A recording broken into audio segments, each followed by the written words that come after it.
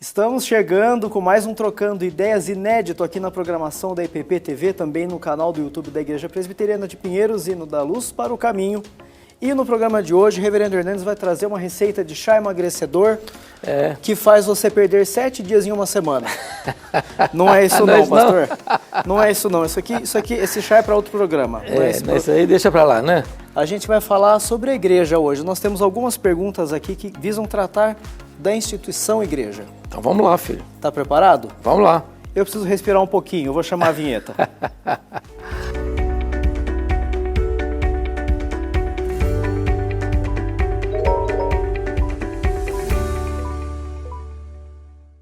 Ok, seja bem-vindo mais uma vez ao nosso programa Trocando Ideias. Obrigado pela sua participação, obrigado, pastor Hernandes, pela sua companhia conosco aqui. Estamos juntos. Como vai o senhor? Vou muito bem. A alegria está com você e com todos que nos acompanham agora. Muito obrigado, viu?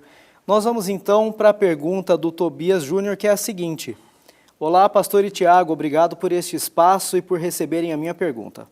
A exemplo da Igreja Católica Romana, presente e instituída no mundo todo e organizada na figura de um Papa, a Igreja Evangélica não deveria ter uma cúpula ou uma direção única para regulamentar as decisões e caminhos da Igreja? É uma pergunta interessante, mas veja bem, não, a resposta é não, não deveria.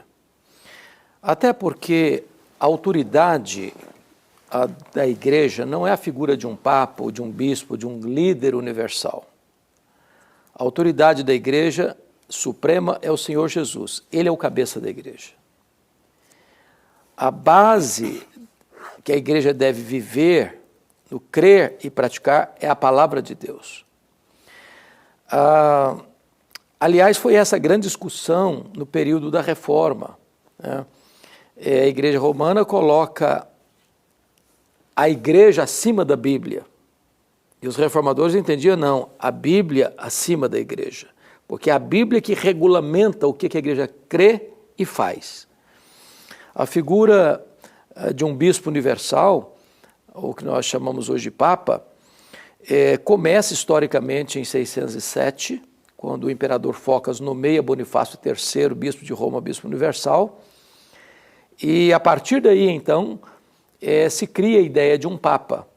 É claro que com as falsas decretais de Isidoro, um documento forjado na França no século VIII, tenta recuar a historicidade do papado a Pedro.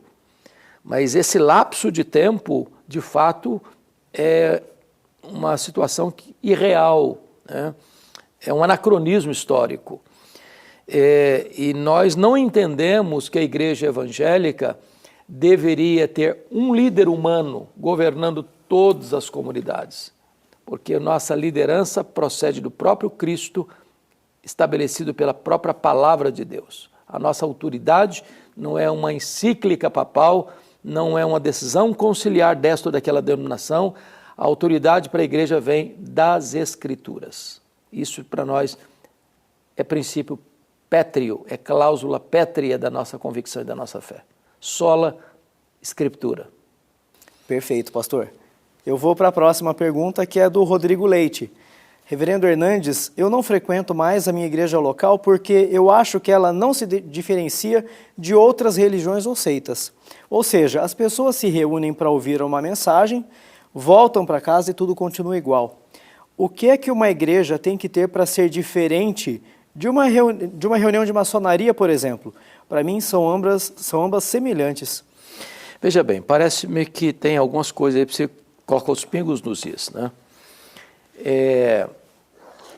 O fato de uma pessoa ir e voltar do mesmo jeito, não necessariamente o problema está na igreja, pode estar na pessoa. Pode estar na pessoa. O que define se eu devo sair de uma igreja A para uma igreja B, não é se essa igreja ela passou por algum problema, ou se alguém nessa igreja teve um problema de um escândalo, por exemplo, porque há base bíblica para correção, para disciplina, para resolver o problema. O que determina se uma pessoa sai de uma igreja A para uma igreja B é se a igreja A não está ensinando com fidelidade a palavra de Deus.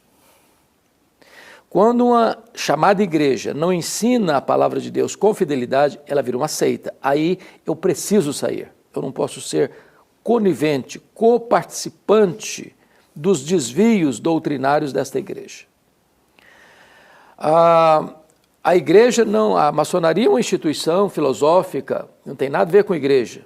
Igreja não tem nada a ver com maçonaria. Então, não há relação entre as duas instituições. A igreja é instituída pelo Senhor Jesus Cristo, ela existe para adorar a Deus, ela existe para proclamar o Evangelho, ela existe para produzir a comunhão dos santos, ela é o corpo de Cristo, ela é o rebanho de Deus, ela é a igreja do Deus vivo, coluna e baluarte da verdade. Devemos amar esta igreja.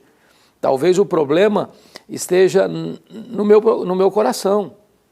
Eu sou o problema e acho que o problema está na igreja. Não estou dizendo que é o caso desse irmão, mas pode ser que seja.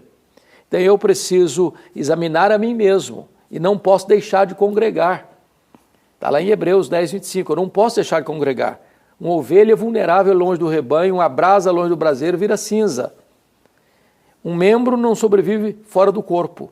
Então, todos nós precisamos nos reunir, nos congregar numa igreja saudável, ou seja, uma igreja que preza pela supremacia das Escrituras e pela primazia da pregação. E supondo que ele, de repente, ele está numa igreja que seja genuína, essa questão dele somente frequentar, ele volta para casa e está tudo igual para eles, não seria, de repente, uma postura pessoal dele de se envolver, de participar ativamente na igreja também? Exatamente, de se inserir. Porque às vezes a pessoa ela vai e ela quer que alguém chame, e aí deveria se chamar mesmo. Porém, quando a pessoa quer se envolver, quer se integrar, quer participar, ela se oferece. Eu estou aqui, eu quero ser um membro ativo, dinâmico, participativo. Onde eu posso trabalhar na igreja? Qual é o meu ministério aqui? Então, para toda pessoa que anseia e deseja trabalhar, haverá trabalho. Para toda pessoa que quer se integrar, haverá integração. É isso. O Caio Siqueira nos mandou uma pergunta também, o pastor Hernandes vai respondê-la em seguida. Pastor, se Deus não é nosso serviçal e nem um gênio da lâmpada, o que ele quer dizer com textos bíblicos como: ele concederá os desejos do seu coração, Salmos 37:4, e peçam e receberão, de Mateus 7:7. Podemos pedir o que quisermos para Deus? Bom, Deus não é o gênio da lâmpada, Deus não é um serviçal. O retrato que nós temos na Bíblia é que Deus é soberano, que Ele está sentado no trono, que Ele tem as rédeas da história em suas mãos e que Ele tem um plano perfeito que não pode ser frustrado. Este Deus soberano, entretanto, Tiago, estabeleceu que Ele age por intermédio da oração do seu povo. Ele poderia agir sem a nossa oração, mas a Bíblia diz: nada tendes porque nada pedis. E é nessa conjuntura que está escrito assim: pedi, dar-se-vos-á, buscai e achareis, batei e abrir-se-vos-á, porque todo que pede recebe, todo que busca encontra, todo que bate abrir-se-lhe-á. Deus está nos impulsionando a orar.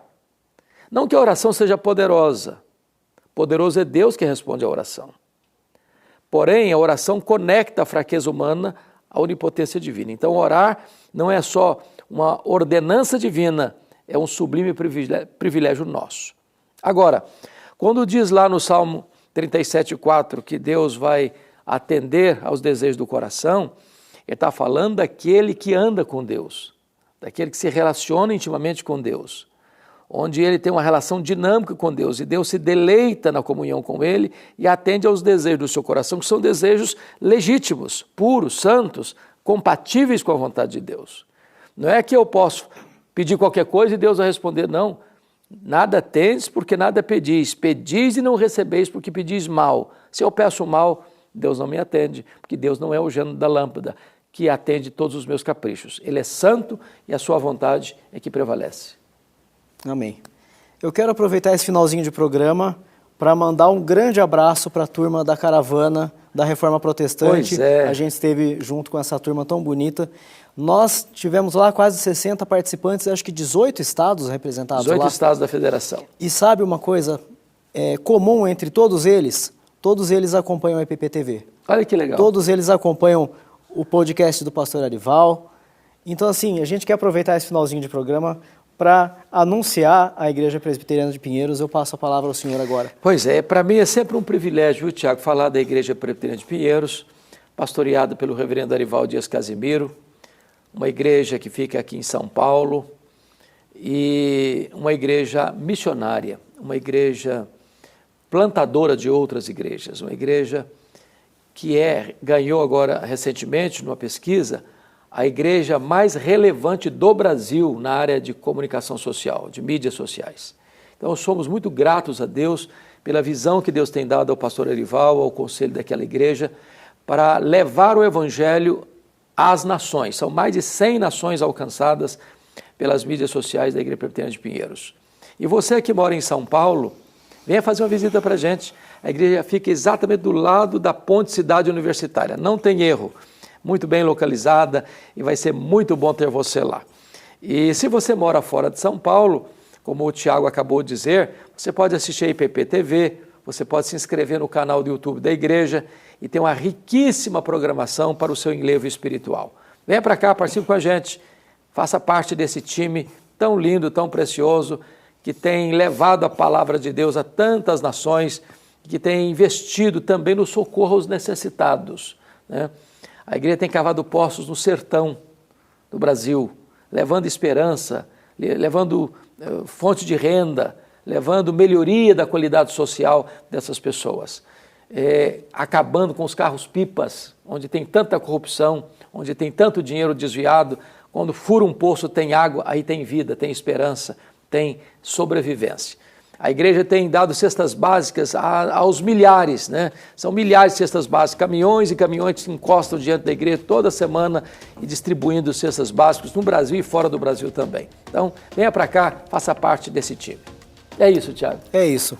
Feito por hoje. Feito por hoje. Nosso tchauzinho para o próximo programa, né? Deus abençoe sua vida e até o próximo. Até lá.